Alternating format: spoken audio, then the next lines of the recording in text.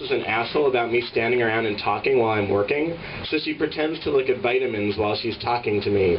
She's telling me there's something really disturbing about the word chewable, and then all of a sudden the clock strikes like 5:12, and she figures it's time to ask personal questions. Are you gay? What the fuck? It would be okay with me if you were.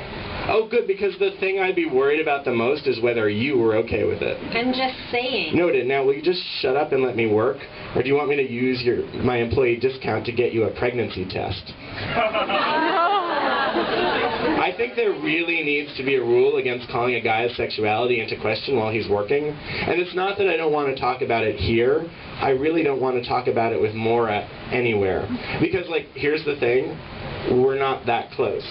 Maura's the kind of friend I enjoy swapping doomsday scenarios with, but she's not, however, someone who makes me want to prevent doomsday from happening. For the year or so we've hung out, this has always been a problem. I know if I told her about liking guys, she'd probably stop wanting to date me, which would be a huge plus, but I also know I'd immediately become her gay pet, and that's the last kind of leash I want. And it's not like I'm really that gay. I fucking hate Lady Gaga. Snap. There should be a cereal for constipated people called Metamucilix. I'm serious. And I'm seriously telling you to fuck off. Just because I don't want to sleep with you doesn't mean I'm gay. A lot of straight guys don't want to sleep with you either. Fuck you. But the point is, you won't. She comes over and fucks up all the bottles that I've been putting in rows. I almost pick one up and throw it at the back of her head while she leaves, but the truth is if I brained her here, my manager would make me clean it up. And that would suck, because the last thing I need is gray matter on my new shoes. Do you know how hard that shit is to get out? Anyway, I really need this job, which means I can't do things like yell or pin my stupid name tag upside down, or wear jeans that have rips in them, or sacrifice puppies in the toy aisle. I don't really mind it except when my manager is around, or when people I know come by and are all weird because I have to work and they don't. I know as soon as Maura gets home, she's going to dive right into her notebook of skull blood poetry, and I'm doing my best not to get a bad review. Maura once showed me one of her poems. Hang me, like a dead rose, preserve me, and my petals won't fall until you touch them, and I dissolve. And I wrote her a poem back. I am like a dead begonia, hanging upside down, because, like a dead begonia, I don't give a fuck. To which she replied, not all flowers depend on light to grow. So maybe tonight I'll inspire. I thought that his soil was gay, but maybe there's still a chance I can get myself some play and make my way into his pants. Hopefully I'll never have to read it, or know about it, or even think about it ever again. I get home and Mom is on our lime green couch watching the Pride and Prejudice miniseries for like the 7 zillionth time. And I know I'll totally be girling out if I sit there and watch it with her. The weird thing is that she also really likes the Kill Bill movies. And like, I've never been able to sense a difference in her mood between when she's watching Pride and Prejudice and when she's watching Kill Bill. It's like she's the same person no matter what's happening, which can't be right. So I end up watching Pride and Prejudice because it's like 15 hours long, so I know that when it's over, Isaac will probably be home. When it's done, I tell my mom I'm heading off to bed, and then, to be nice, I tell her that, like, if I see any cute guys wearing knickers and riding a horse sexily on the way to the mall, I'll be sure to slip him her number. There's a dangling I am waiting for me when I banish my screensaver and check what's up. You there? I'm wishing and hoping and praying. Come back at your leisure. All sorts of yayness floods my brain. Love is such a drug. Please be the one voice of sanity left in the world. You're there. Just. I wish I was there with you right now. Really? Smiley face.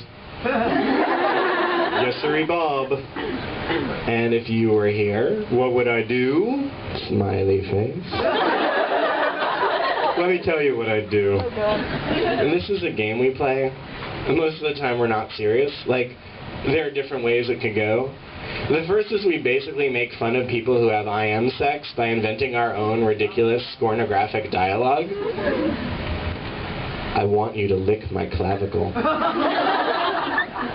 I am licking your clavicle. Ooh, my clavicle feels so good. Naughty. Naughty clavicle. Whoa. Other times we go for the romance novel approach. Corn porn. Thrust your fierce, quavering man-pull at me, stud. Your dastardly appendage engorges me with hellfire. My search party is creeping into your no man's land. Baste me like a Thanksgiving turkey. And then there are nights like tonight when the truth is what comes out because it's what we need the most. Or maybe just one of us needs it the most, but the other knows the right time to give it. Like now, when what I want most in the universe is to have him beside me. He knows this. And he says, if I was there, I would stand behind your chair and put my hands on your shoulders lightly, and I'd rub them gently until you finished your last sentence.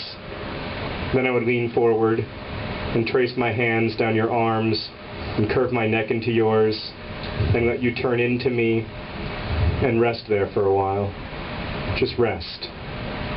And when you were ready, I'd kiss you once and lift myself away, sit back on your bed, and wait for you there.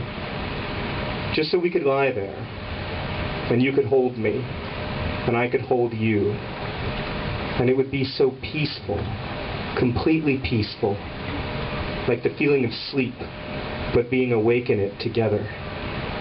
That would be so wonderful. I know, I would love it too. I can't imagine us saying these things to each other out loud. But even if I can't imagine hearing these words, I can imagine living them. I don't even picture it. Instead, I'm in it. How I would feel with him here, that peace. It would be so happy. And it makes me sad because it only exists in words. Early on, Isaac let me know that he always finds pauses awkward. If too much time went by without me responding, he'd think I was typing something else in another window, or had left the computer, or was IMing 12 other boys besides him, because I'm so in demand. And I had to admit that I felt the same fears. So now we do this thing whenever we're pausing. We just type, I'm here. I'm here. I'm here. I'm here. Until the next sentence comes. Thanks.